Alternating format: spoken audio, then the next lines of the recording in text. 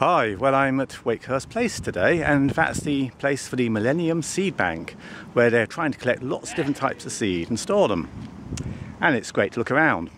But I've also been doing a bit of public demonstration here on the pole lathe, letting people use the new pole lathe that I've built. And I've also been turning legs for my latest project, and that's going to be the Glasgow Chair. Now, the Glasgow Chair is going to be based on the sorts of things I saw in Glasgow. Lots of lovely stained glass, lots of nice Mackintosh High back chairs. So, not quite certain yet what it will look like, but we'll have a go and, well, see what we can make. So, this is the first part, getting the legs done today.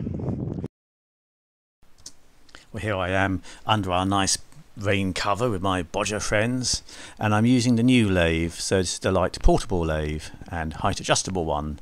So I'm doing a quick build video, and I'm turning up the legs here, going pretty well actually overall.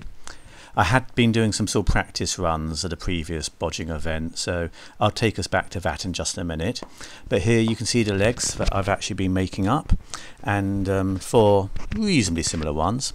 This is where it all started. I actually went to an earlier bodging event where we've got some lovely wood. Our host there is always very generous with wood, and I got some nice ash. So this was, if you like, a bit of a trial run. I did also make some more legs, because what I often do is convert legs into spindles later on if they're sort of different sizes and things.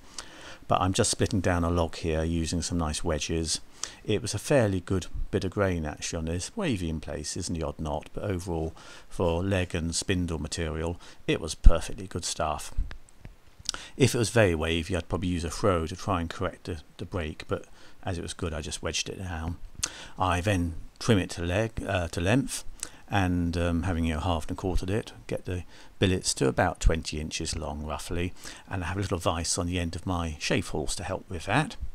And I'm using my greenwood saw, so quite a nice one this. It's got proper greenwood saw teeth which I've sharpened up, and it cuts a nice straight line as you go down.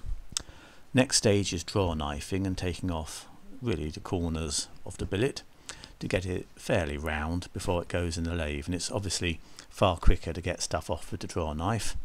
I then prick the centres and sometimes dab a little bit of oil on those before popping it in the pole lathe. And I've got my trusty old bradawl.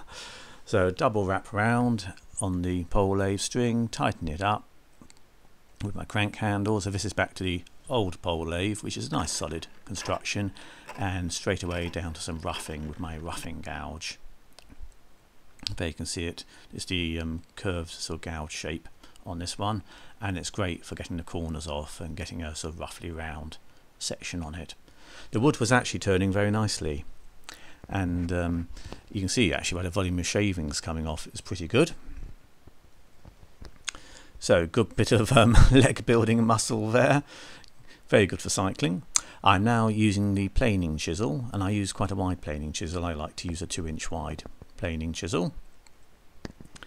I actually find it easier because if you have a wide chisel you don't actually dig in the same way. If you have a narrow planing chisel with a pole lathe there's far more sort of scope for digging in, but it works quite well like this, and tapering it down. So got the leg seat joint obviously one end, and then I'm turning like a bulbous shape the other end. And I had 2 or 3 goes at this to get a design I was sort of happy with, and then at Wakehurst I replicated. So there you are, that's one of them, one down as they say. Not too bad.